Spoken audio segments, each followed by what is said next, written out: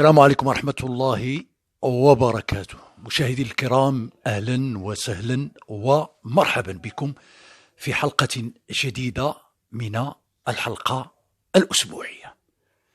ضيف الحلقة الأسبوعية هو واحد شخص مهني حريفي. بغينا ننوع لكم شوية أننا تكلمنا في اللقاءات ديالنا أننا استضفنا نجوم وأهرام وكذلك أعلام الأحياء العتيقة بالمغرب، داخل المغرب وخارج المغرب.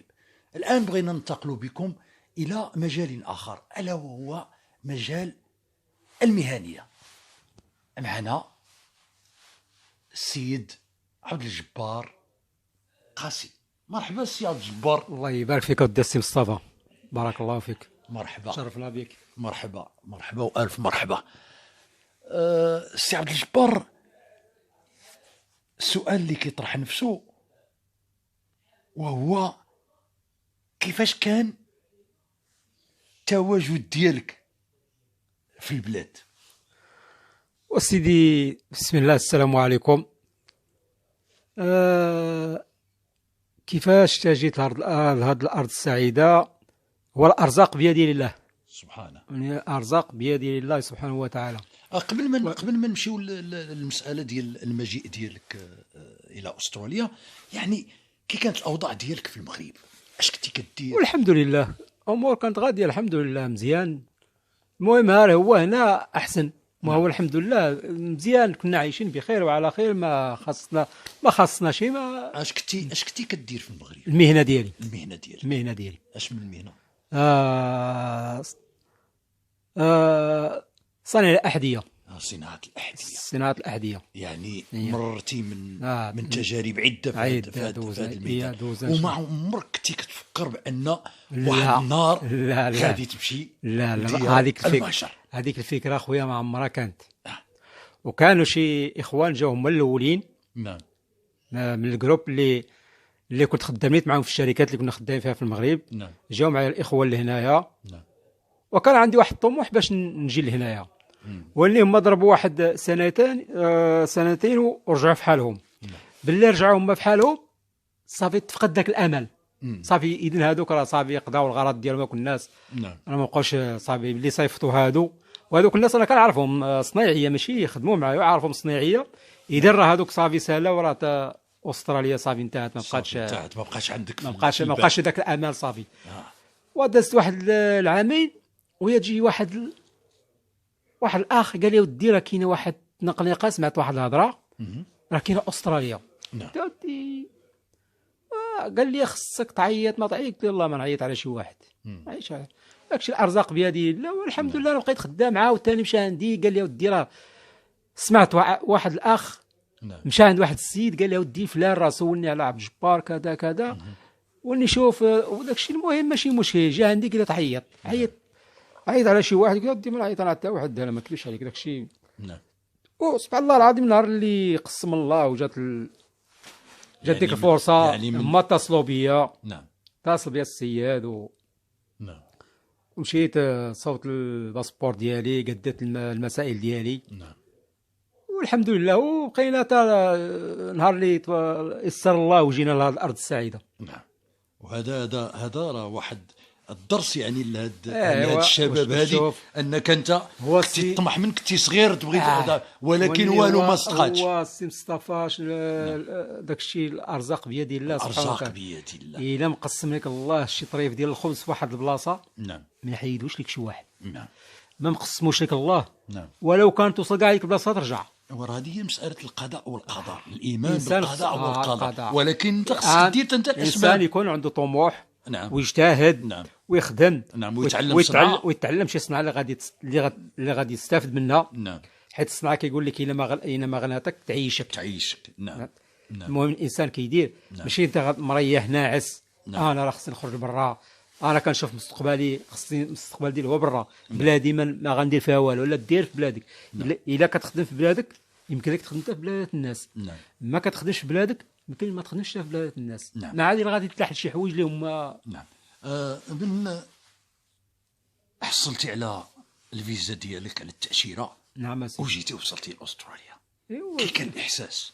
احساس مزيان الحمد لله. ما حسيناش زعما صراحه. كاين الاخوان وكاين ناس مغاربه تبارك الله بحالك انت، بحال الحاج داكشي تعرفنا عليهم وكنحسوا الحمد لله بحال مع العائلات ديالنا. ما كاين لا غربه لا. نعم. صراحه ما حسيناش بالغربه، ما حسيناش بشي حاجه اللي هي. نعم. الحمد لله كلشي الامور غاديه على احسن ما يرون تبارك الله. داكشي غادي مزيان. نعم نعم.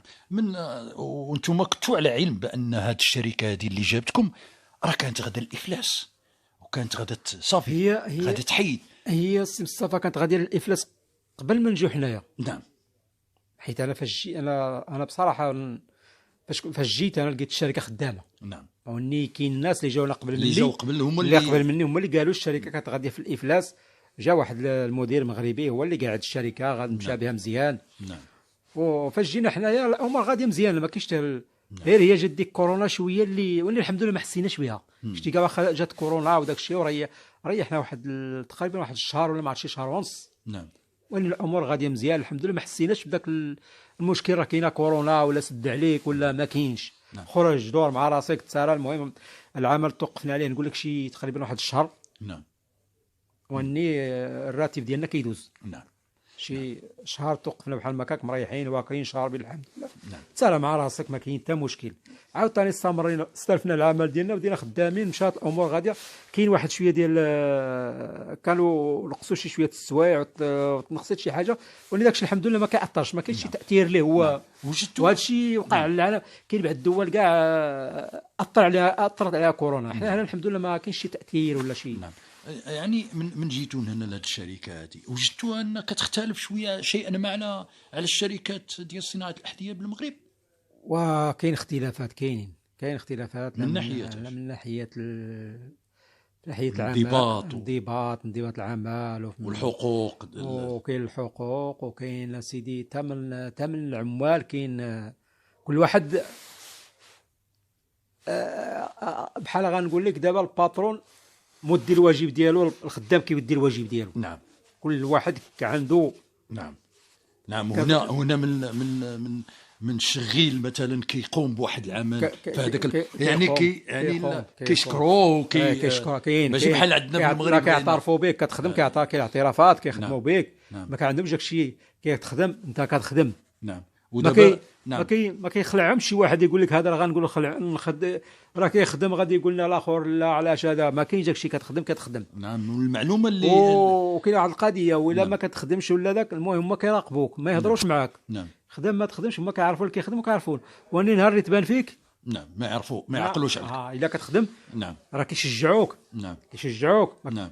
ما كاينش الحاجات هذيك. واني لما كتخدمش راه ما يقولش لك انت ما خدامش. نعم. واني نهار اللي يجي الوقت ديالك راه نعم يساليو معك ما يعرفوكش.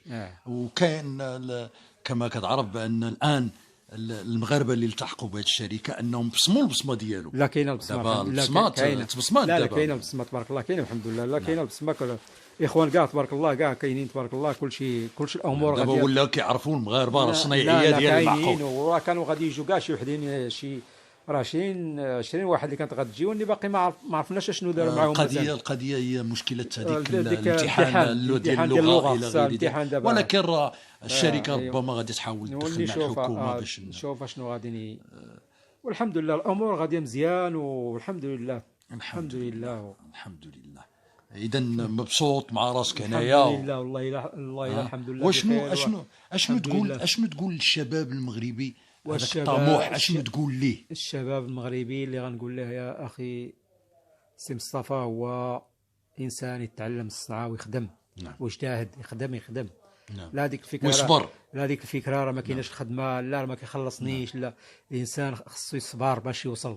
خصو يخدم ويتعلم شي حاجه تنفعو. وراه من يجي الوقت راه غادي يلقاها. الا ما نفعته داخل الدوله ديالو ديال بلادو غتنفعو في بلاصه اخرى. نعم. المهم غادي يستافد. نعم. المهم المشكل هو الانسان اللي ما حصلت على شي حاجه. نعم. لا صنعه يعني ما يتكاسلش. لا قرايه. هذاك هو المشكل الكبير. وبغينا نقولوا كذلك للشباب بان ما يتغروش بهذوك الناس اللي كيجيو يكذبوا عليهم من اوروبا راه كل شيء زين. حذاري ثم حذاري. لا لا لا. اول حاجه انسان في هذا العصر دابا اللي حنا كنعيشوه، اول حاجه الانسان خصو يكون قاري.